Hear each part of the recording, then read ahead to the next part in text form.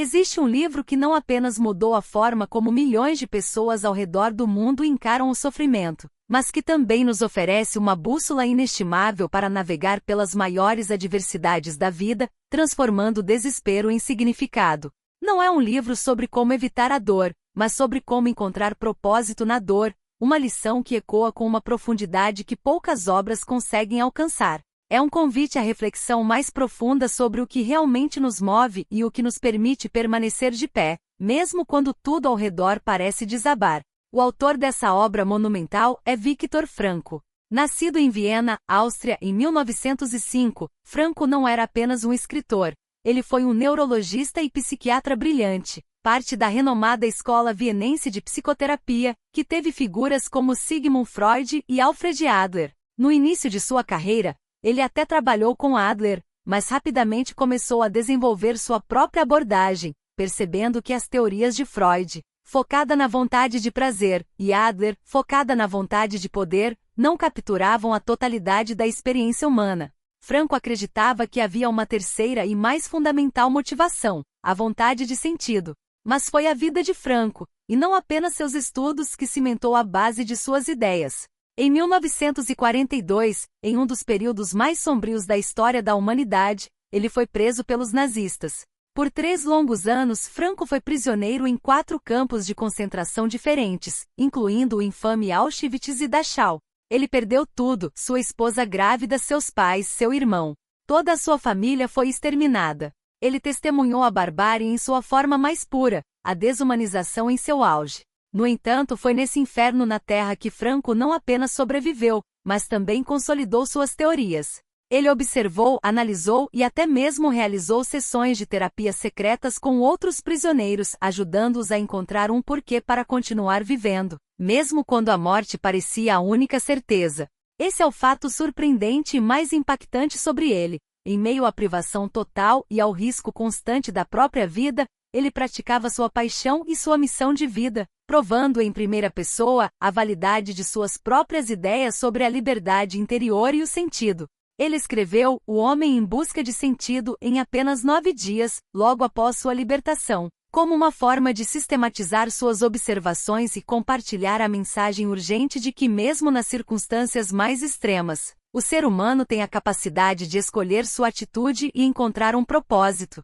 É um livro que transcende a categoria de memoir. É um tratado sobre a resiliência do espírito humano e a fundação de uma nova escola de psicoterapia, a logoterapia, que significa terapia pelo sentido. A grande ideia central de O Homem em Busca de Sentido é revolucionária e profundamente libertadora. A principal força motivadora na vida de um ser humano não é a busca pelo prazer, como Freud propôs, nem a busca pelo poder, como Adler sugeriu. Não, para Viktor Frankl, a força motriz mais fundamental é a vontade de sentido. Pensa comigo. Você já se sentiu vazio mesmo tendo tudo o que a sociedade diz que você deveria querer? Um bom emprego, dinheiro, status, diversão?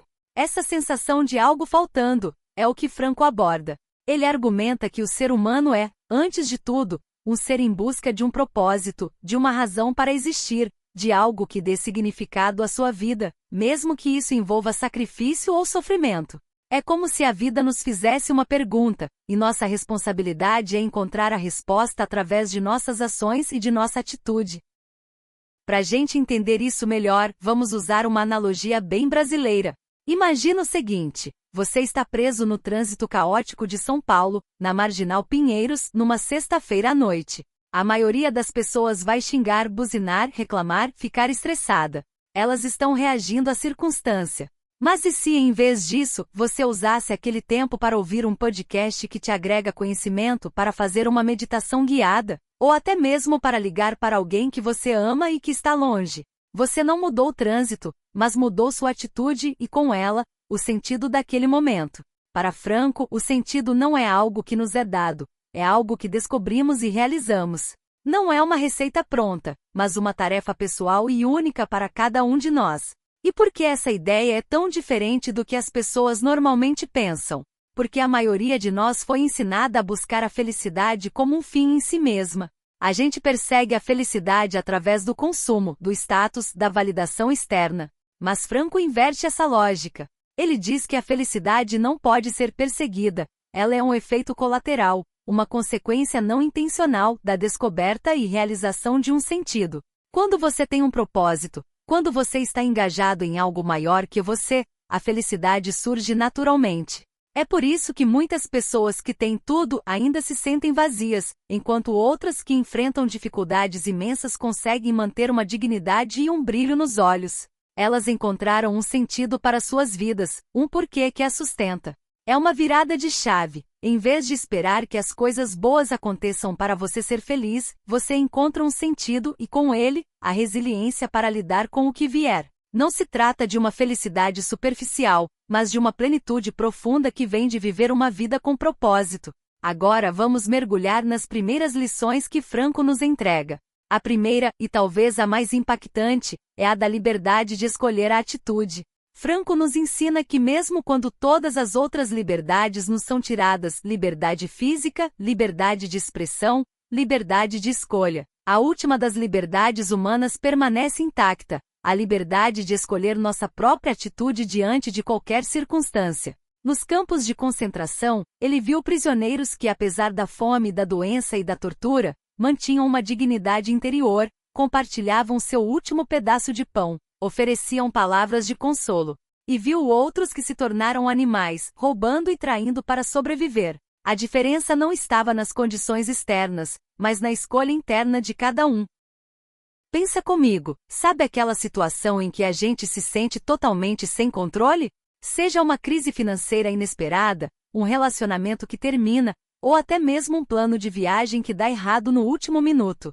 A gente não pode mudar o fato em si, mas o que podemos mudar é como reagimos a isso.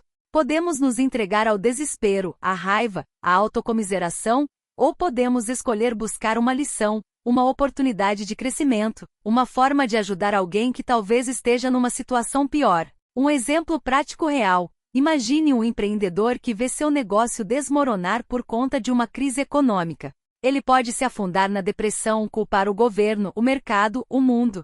Ou ele pode usar essa experiência para aprender sobre resiliência, para refinar suas estratégias, para se reinventar, talvez até para aconselhar outros empreendedores a evitar os mesmos erros. A situação é a mesma, mas a atitude escolhida muda completamente o resultado e o sentido da experiência. Para aplicar isso na sua vida hoje, eu te desafio a identificar uma situação no seu dia a dia que te causa frustração ou estresse. Pode ser o trânsito, um colega de trabalho difícil, uma fila interminável. Antes de reagir automaticamente com raiva ou impaciência, faça uma pausa. Respire fundo. E conscientemente escolha uma atitude diferente. Pergunte a si mesmo: como eu posso encarar isso de uma forma que me fortaleça ou que me traga um aprendizado? A segunda lição fundamental é que a busca por sentido é a principal motivação humana. Franco argumenta que, ao contrário do que muitos pensam, não é a busca pelo prazer ou pelo poder que nos sustenta nas horas mais difíceis, mas sim a busca por um propósito, um porquê. Ele cunhou a famosa frase de Nietzsche: quem tem um porquê para viver, aguenta quase qualquer como. Nos campos, os prisioneiros que tinham uma razão para viver, seja reencontrar um ente querido, terminar um trabalho importante, ou testemunhar os horrores para que nunca se repetissem, eram os que tinham mais chances de sobreviver. Vamos pensar em um exemplo mais próximo da nossa realidade. Imagine um estudante universitário no Brasil, enfrentando uma carga pesada de estudos, provas difíceis, noites em claro. Se a motivação dele é apenas passar de ano, ou ter um diploma, ele pode se esgotar rapidamente. Mas se ele tem um sentido claro, talvez ele queira ser médico para ajudar sua comunidade, ou engenheiro para desenvolver soluções sustentáveis para o país, ou professor para inspirar novas gerações. Esse porquê maior se torna uma fonte inesgotável de energia e resiliência. A exaustão ainda existe, os desafios são reais, mas o sentido dá um significado a todo o esforço. Para aplicar isso hoje, reflita sobre as suas atividades diárias. Por que você faz o que faz? Seja no seu trabalho, nos seus relacionamentos, nos seus hobbies. Se você não consegue encontrar um porquê claro e significativo, talvez seja o momento de reavaliar, de buscar um novo sentido ou de infundir um propósito maior nas suas ações. Pergunte-se: qual é o sentido que eu quero dar a esta parte da minha vida? E a terceira lição, que complementa as anteriores, é que o sentido não é criado, é descoberto. Franco insiste que o sentido não é algo que inventamos arbitrariamente ou que projetamos sobre a realidade. Pelo contrário, o sentido é algo que existe objetivamente no mundo, esperando ser descoberto por nós em cada situação única. Ele pode ser encontrado de 3 maneiras principais: através da realização de um trabalho ou criação, através da vivência de um valor, como o amor, ou através da atitude que tomamos diante do sofrimento inevitável. Pense numa mãe ou num pai que dedica sua vida aos filhos. O sentido não é algo que ela inventa para justificar o cansaço ou os sacrifícios. Ele é descoberto no amor incondicional, na alegria de ver seus filhos crescerem, na responsabilidade de guiá-los. Ou imagine um artista que passa anos aprimorando sua técnica. O sentido não é apenas o dinheiro ou a fama, é descoberto no processo criativo, na expressão de uma ideia, na capacidade de tocar as pessoas com sua arte. É algo que se revela através da entrega. Um exemplo prático e tocante é o de uma pessoa que cuida de um familiar idoso com Alzheimer. É uma situação extremamente desafiadora, desgastante e muitas vezes sem esperança de melhora. Ninguém cria o sentido de uma situação assim, mas o cuidador pode descobrir um sentido profundo no amor, na dedicação, na paciência, na demonstração de compaixão e na reafirmação do valor humano, mesmo em condições de vulnerabilidade extrema. Para aplicar isso na sua vida, comece a olhar para as suas experiências, tanto as boas quanto as ruins, não como eventos aleatórios, mas como oportunidades disfarçadas de descobrir um sentido. Em vez de perguntar, por que isso está acontecendo comigo? Pergunte, que sentido essa situação está me oferecendo para descobrir? Que responsabilidade ela me impõe? Que valor posso vivenciar aqui? É uma mudança de perspectiva que transforma a passividade em proatividade existencial. Mas o que poucos percebem é que a obra de Franco não se limita a essas primeiras ideias. Ela se aprofunda ainda mais, revelando camadas de sabedoria que podem ser verdadeiramente transformadoras. A 4ª lição, e uma das mais difíceis de digerir, é sobre o papel do sofrimento na descoberta do sentido. Franco não glorifica o sofrimento, muito pelo contrário, ele afirma que devemos evitá-lo sempre que possível. No entanto, quando o sofrimento é inevitável, quando não podemos mudar a situação, como a perda de um ente querido, uma doença incurável ou uma injustiça que não podemos reverter, ele nos desafia a encontrar um sentido nesse sofrimento. Ele argumenta que a forma como escolhemos lidar com o sofrimento inescapável pode nos levar a um crescimento e a uma transcendência que talvez nunca tivéssemos alcançado de outra forma. A dor, quando inevitável, pode ser uma via para um sentido mais profundo. Pense em alguém que perdeu um filho em um acidente trágico. A dor é avassaladora e incompreensível.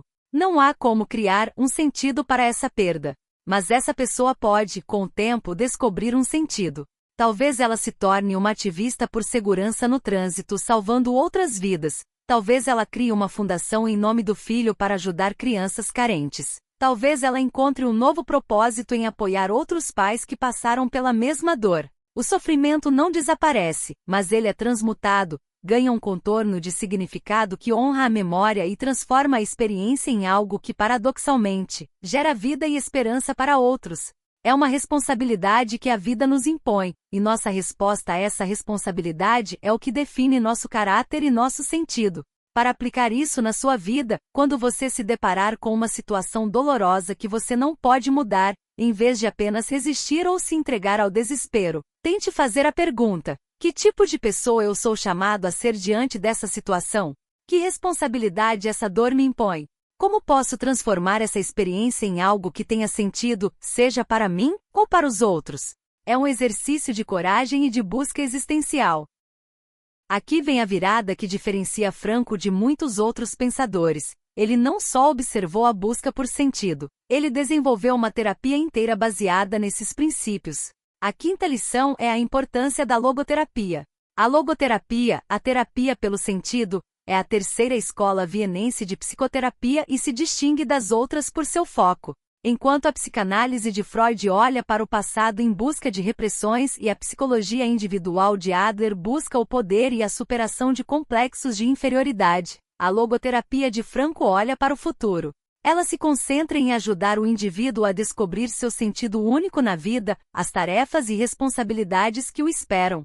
Não se trata de impor um sentido, mas de facilitar a descoberta do próprio sentido do paciente. Imagina uma pessoa que está enfrentando uma crise existencial profunda, sentindo-se perdida, sem rumo, com aquela sensação de vazio existencial, tão comum nos nossos dias. Ela pode estar com ansiedade, depressão, ou simplesmente um tédio profundo. Em vez de focar apenas nos sintomas ou em traumas passados, um terapeuta logoterapeuta a guiaria a identificar seus valores mais profundos, suas paixões, suas capacidades únicas e as contribuições que ela pode fazer ao mundo. Ele a ajudaria a enxergar as tarefas que a vida lhe apresenta e a assumir a responsabilidade por sua própria existência. É como acender uma luz no fim do túnel, mostrando que há um propósito esperando para ser realizado. Para aplicar isso na sua vida, se você se sente perdido ou sem propósito, em vez de buscar distrações temporárias, tente se engajar em diálogos socráticos consigo mesmo. Faça perguntas difíceis. O que a vida espera de mim neste momento? Qual é a minha tarefa única? Quais são os meus valores inegociáveis? Como posso contribuir para algo maior que eu? Não espere a resposta pronta, mas busque-a ativamente. E a sexta lição, talvez a mais terna e universal, é o amor como caminho para o sentido. Franco argumenta que o amor é a única forma de apreender outro ser humano em sua essência mais profunda. Através do amor, somos capazes de ver o potencial do outro, de valorizar sua singularidade e de ajudá-lo a realizar-se. O amor não é apenas um sentimento, é um ato de transcendência, de sair de si mesmo para o outro, e nesse ato, encontramos um sentido imenso. É o amor que nos permite ver o sentido na vida de outra pessoa, e que nos inspira a encontrar o nosso próprio sentido em relação a ela. Pensa no amor de uma mãe por seu filho, de um casal que constrói uma vida juntos, ou até mesmo no amor de um amigo verdadeiro.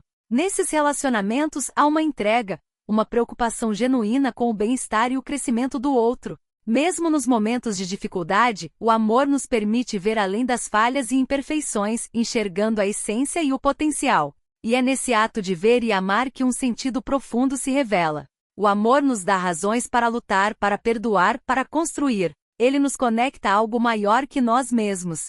Para aplicar isso hoje, cultive as relações profundas e significativas em sua vida. Não se contente com interações superficiais. Invista tempo e energia naqueles que você ama, permita-se ser vulnerável, e procure ativamente ver e nutrir o potencial nos outros. Onde há amor verdadeiro, há sempre a oportunidade de descobrir um sentido que transcende o individual e nos conecta à humanidade. É nesses laços que a vida ganha suas cores mais vibrantes e seus propósitos mais duradouros.